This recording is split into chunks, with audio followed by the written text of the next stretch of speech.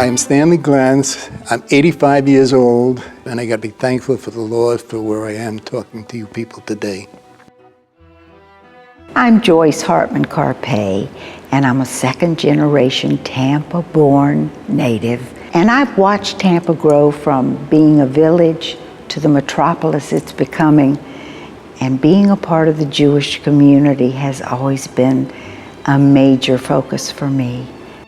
I'm Betty Howard, and I came to Tampa in 1972. I would like to make sure that everybody had someone they could talk to. I think that's important, that people could go somewhere, and if they had problems, they could discuss it with someone. That would be important. I'm Joel Carpe. I love having been a resident of Tampa, Florida. I've enjoyed every moment here. I have grandchildren and children, 3 daughters, 5 grandchildren, and a wife second to none. And we've enjoyed life here, and life has been beautiful. My name is Leon Mesra. I've been in the Tampa community for almost 55 years. My passion has been the success of my 2 boys and the success I've had, and probably that it means more to me than anything. And getting involved with my family into the Jewish community has been a real plus for us. I'm Herta Peiler. I live here in Tampa. I am Solomon Pila, live in Tampa. And we have put ourselves to being good citizens and good Jewish community members, and with that, I think we really achieved what we should. And as I said, God blessed us. I'm Audrey Shine. I have been a member of the Charizetics since I was born, and I love to come and give, and anytime anybody asks me to do something, if it's within my means of doing it, I'm always delighted to do it.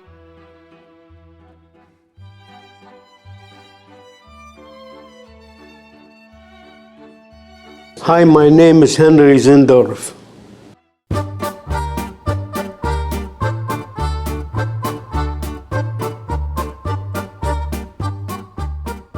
I think that anybody can be a leader, and that doesn't mean necessarily that you have to be the president.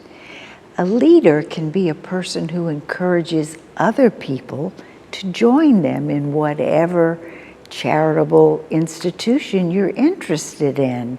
What my family has always tried to do is to be involved in all phases of the Jewish community, in the social and religious opportunities that exist, and if you want to consider that as being a leader, then I've been a leader. Well, that you are upstanding for whatever you believe and try to impart it to somebody else.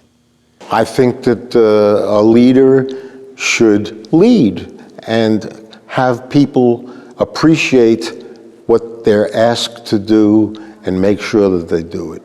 Well, I don't know if I'm a leader, but I did do a number of things. I used to wrap gifts, even if it was cold and miserable, and made sure that the money that was paid went to Ort, and that was very important. I never give it that much thought. It's just a question of like obligation.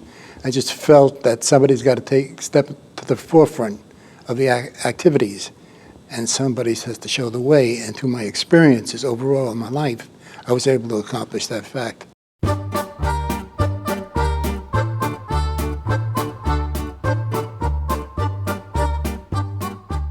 I've been very, very involved with the Federation. I've helped them raise money.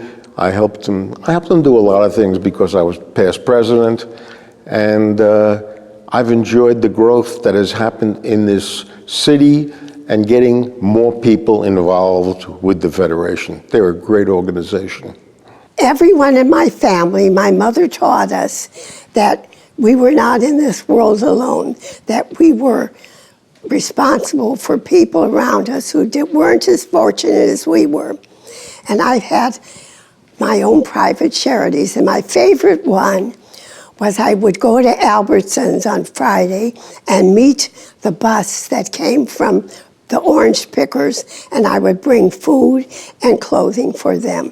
Active in the Shriners Hospital for 20-some odd years. I work at the VA 6 years. I do the USO when I'm called, and the Jewish War Veterans national, state, past commander for over 50-some odd years. We have to give our fellow Jews what they need to survive. And I guess that's how I've always felt about fundraising. Know what it is you're giving for, and give because it's part of you. Is an old saying, don't give until it feels good, give until it hurts. It's a good rule of thumb. My family was approached a year ago about getting involved in the new JCC, and we probably took about 10 minutes to say we thought that would be a great idea. And my whole family, Todd and Lee and Sherry, and my wife all participated in that. And we feel that giving back to the community has been very important to our family. I've been here 50+ years, and I've made a great living here, and it's time to give some back, and that was a great way to do it. Well, my main organization is the temple. I mean, they call on me, and I do whatever I can do. And of course, being my age, they're a little leery about some of the things that they call me for, but they call me, and I love, helping out. He's been a member of Rodolph Shalom, Kolami, B'nai B'rith. He was president of B'nai B'rith in Ohio. He's been to Israel many times. He's been on a lot of different councils. He's also a board member at the Holocaust Museum in St. Pete. He's given talks to schools where he's gone into the public schools talking about the Holocaust. I sometimes stand in front of the kids out at the Holocaust Museum, and I look at them, like their attires, the thing, and I think to myself, what am I telling them, really? But I think it is very important to keep on going to talk about it and describe and do things, because maybe somebody once gets a little bit smarter and doesn't fall into the same trap again. And I firmly believe that you get more from what you give than you give.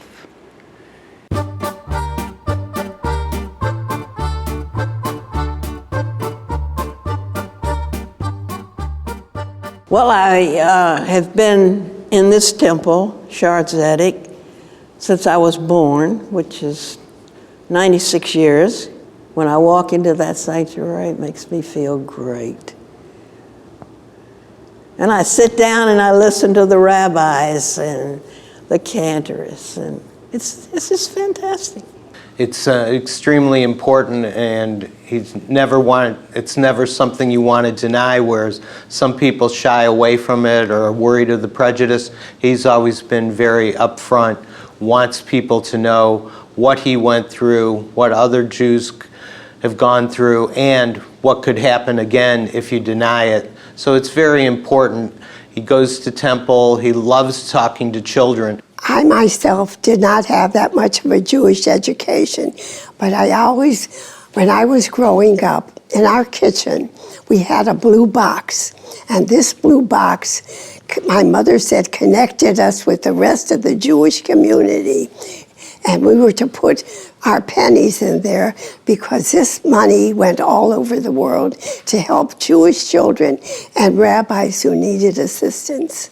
And as a child, I believed very much in putting money in the blue box. If I have something a lot, and I've had a lot that other people should share in it. Well, my lifelong passion has been Hadassah, of course. So at 15, I was sent to a camp in New Hampshire. Now understand that this was 1950, just soon after Israel became a state. And our madrachim, the counselors, were all these young Jewish Israelis who had fought in the war for independence. So you can imagine what an inspiration it was for me. It was life-changing. It made me a Zionist. It taught me even more of the beauty of Judaism than I had ever gotten at, say, Sunday school or from my family.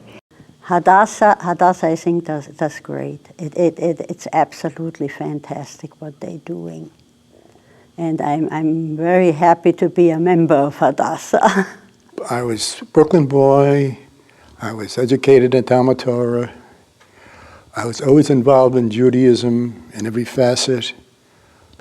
I've been in Israel. I flew in Israel. I was 1951, my first trip to Israel when I was in the military. And I've been there so many times, and it's just an amazing country. It's a beautiful country. The first time I was there, the biggest building was 2 stories high. And if I go back, it's a miracle. For 67 years, what they've accomplished, it was just absolutely a miracle. And I'll be there next year.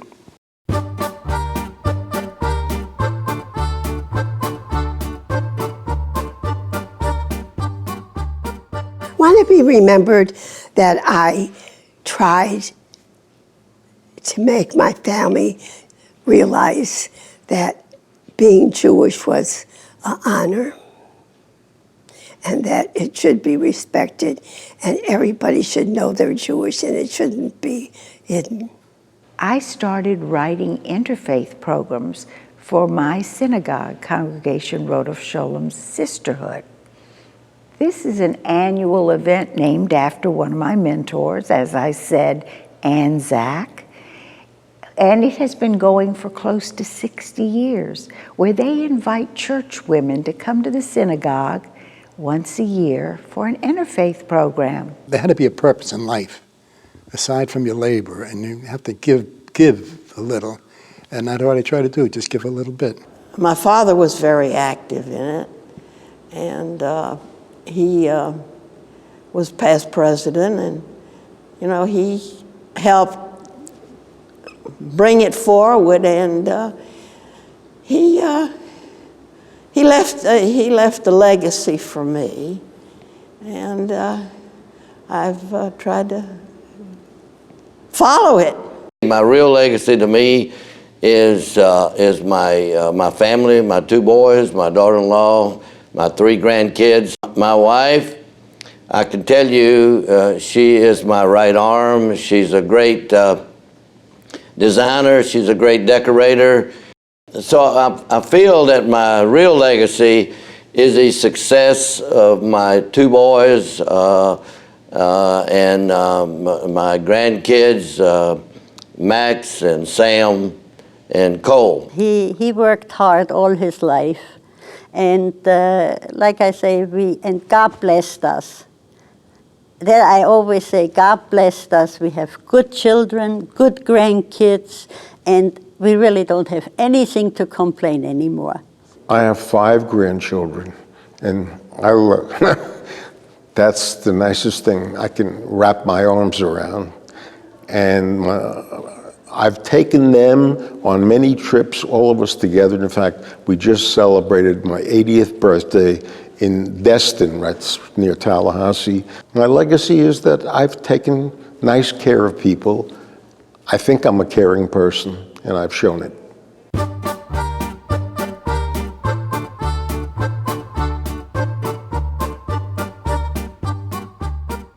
I'm hoping for 9 over 90 one day. So if I'm still around, I want to make sure they ask me, but it is a great honor, and I really do appreciate the people that have put my name down. Well, I feel warm all over. I feel so grateful to be recognized for the little that I've been able to accomplish. I was kind of shocked. I really appreciated the fact that Ptolemy recommended me to 8 over 80. I felt honored, and I just think it was a very, very noble thing that they appreciated me, and I didn't look forward to it, and I came forth, and I appreciate everybody who was nominated for this 2015 series, 8 over 80. They were all great, good people. Well, I tell you something, I still am wondering about it.